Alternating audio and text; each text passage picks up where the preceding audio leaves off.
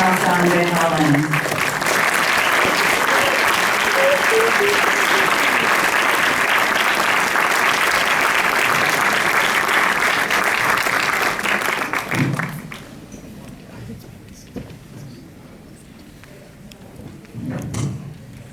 First of all, I wanted to say congratulations and thank you for sharing this so much. Thank you.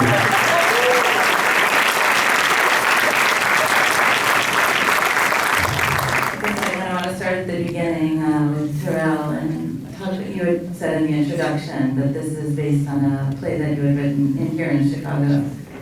And I was wondering if you could talk a little bit about where the story came from and your personal connection to it.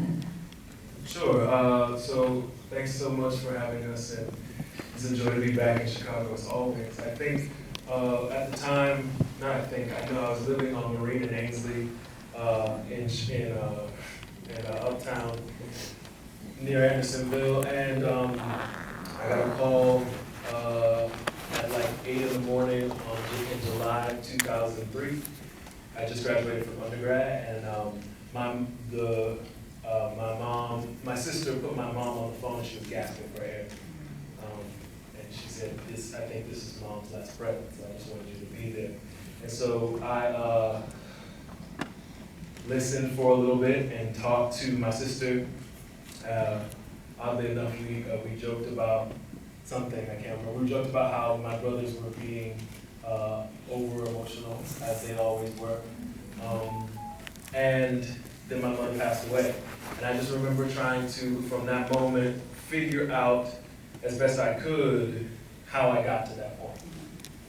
And I remember spending the summer going back and forth home to Miami, to Georgia, and here, trying to put that down on a piece of paper.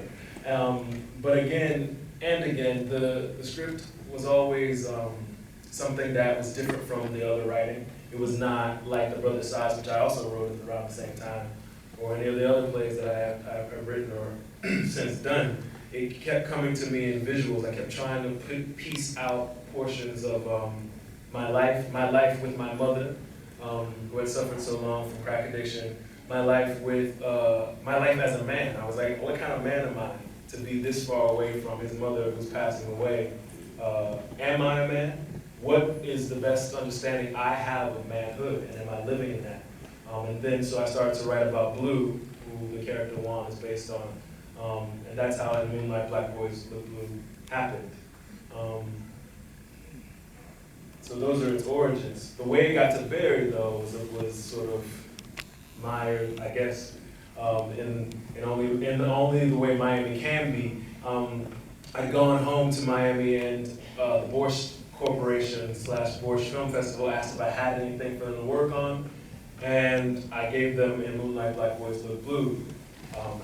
They sort of. And at this point, it hadn't been performed. I mean, it couldn't have been. Again, if you see this and what Barry's done to it, I mean, there's kind of no way to do that on stage. And I had good enough sense to know that that wasn't the case. So I sort of, I went to them because they were a film festival and they were homegrown. And even though they didn't produce it at the time, I think they saw in Barry the potential to make what was there happen. So then, Barry, how did it get to you from that point? Yeah, the dudes at Borscht.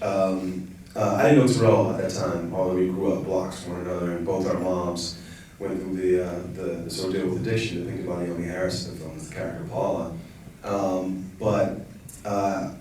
Andrew and Lucas, these guys at Borscht, they knew that about me. Tarell's always been much more open about his personal life, his backstory, his work. I've always kept it sort of like pent up. But Andrew, one of the guys who was a co-producer of the project, actually, he knew these things about my mom. So when he read Tarell's piece, he sent it to me and said, "This isn't about you, but it's about you." And when I read it, I saw enough of myself in it, and I thought, "Oh, okay, these guys are kind of onto something." And then Tarell and I sort of started working on it.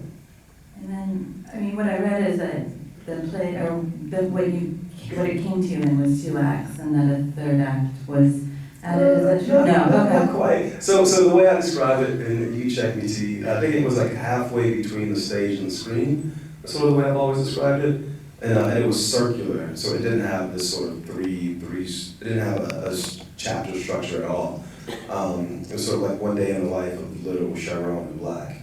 And at the same time, at the same damn time. And at first, what I wanted to do was have Tarell sort of rewrite the piece, restructure it, adapt it, expand it with my sort of like notes. But then Tarell became a McCarthy genius, and he didn't have time to deal with my normal ass. And so he got very busy. But over the course of like 5-6 months, we exchanged correspondence, and I think it became clear to him that he could trust me, but also too the idea of what I felt like would be the film of Moonlight, Black Boys of Blue became clear to me. Yeah, I think that's true. I think absolutely you had stated so clearly what the story could be, or in what way best for the format of the content to happen. But I was like, yeah, let's just do that. Let's do that thing. And I think Barry, he won't say it out loud, but he kind of grew impatient because he was like, I got the idea now. I know the way to do it. So do it. And I was like, well, I'm writing an opus right now. A little play called Head of Passes. So I can't necessarily do it. But at the same time, I think it worked out much better this way. And so I flew down to Miami to ask him in person, because I was in Oakland at the time, if I could do it. And he's like, yeah, go ahead and do it. And he's like, no, tell me about yourself, because we hadn't met before. I said, no, let's talk about the movie. And he kept trying to ask me about myself. I said, no, let's talk about the movie. But he was done. He was already ready off to his next thing. He just wanted to know about me, so. Great. Naomie, I wanted to talk a little bit about how you first got involved with the project. And also, I mean, obviously, there's a bit of both of your mothers, I assume, in the character of Paula, and how you kind of worked with them to get to Paula, and maybe what some of the challenges were. I got involved because of producer spin, basically. Because Jeremy Kleiner, our producer, told me that Barry Jenkins had always thought of me for the part of Paula, which I discovered much later was in fact a lie. But I'm very, very grateful for that lie, because otherwise I wouldn't be part of this project. But yeah, how I found Paula was a real challenge for me, because I'm Miss Teetotal. I don't drink, I don't smoke, I don't even drink coffee.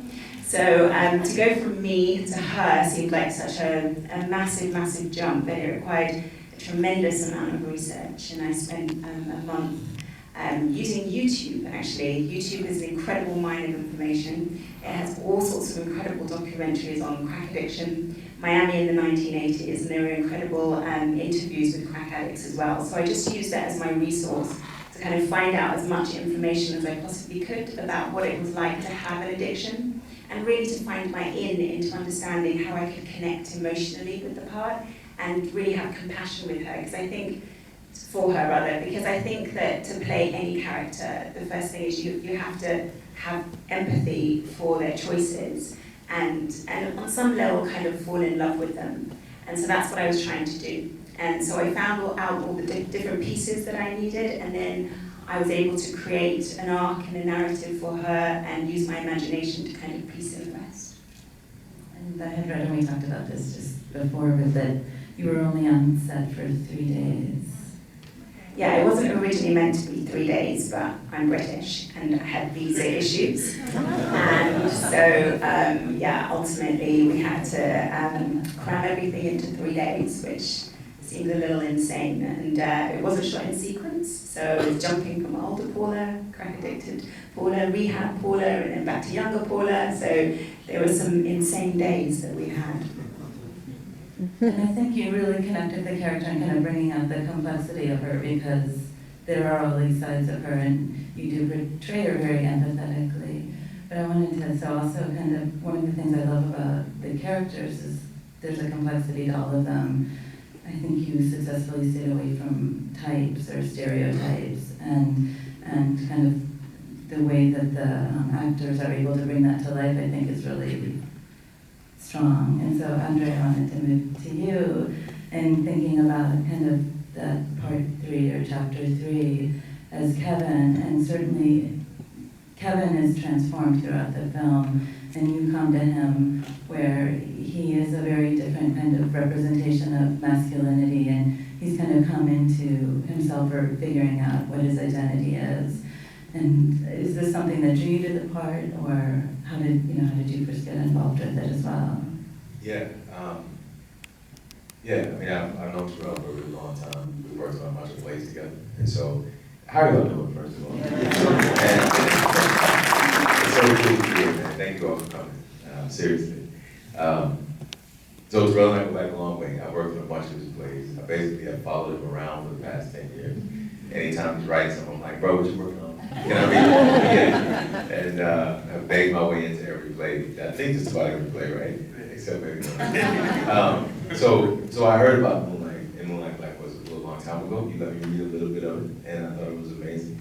I agree with you. That was one of the things that really resonated with me about this character, is the fact that he does undergo such a massive change from chapter 2 to chapter 3, and he kind of sheds this idea of masculinity that he's adopted, this like performance that he's putting on, bragging about the women, and putting on this sense of bravado, and then he changes somewhere between story 2 and 3.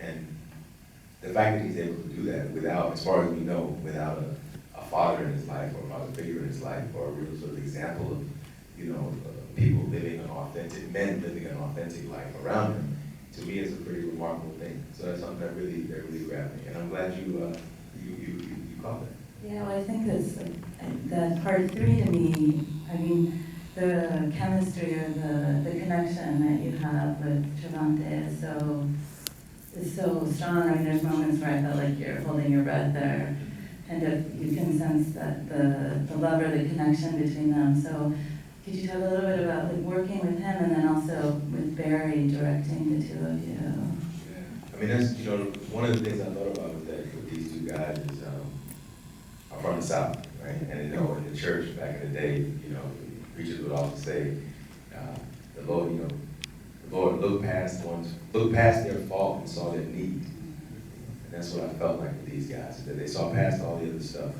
and they really saw, what was at the center, what the essence of who each other are. They still live, don't they? Yeah, so that, and then working with Barry, he does a remarkable thing, which is like he gives the actor the space and the freedom to contribute. He listens to the questions that we have, he listens to the contributions that we make, and he doesn't come in with a super fixed and rigid idea about what he wants to do. It ends up being a true collaboration, And add to that the fact that he is so enthusiastic, so energized. I mean, 4 o'clock in the morning, this dude jumping around like, let's go, y'all good? He like has a hunger for what he's doing and a passion about what he's doing. So, it's a bit like, St. Crispin's Day speech, man. You go with that, it's like, once more into the breach. He also, one of the things that he doesn't take credit for more often, Mike, sorry. I'm theater trained, so I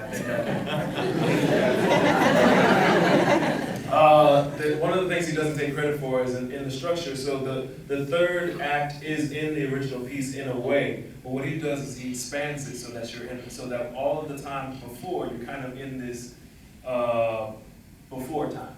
And then what he does is he puts you with them in this now time, in this present time. And so that's one of the reasons why you're holding your breath a little bit, because you are now literally sitting with them in the minutes that they are getting to know each other again. Those minutes are real minutes.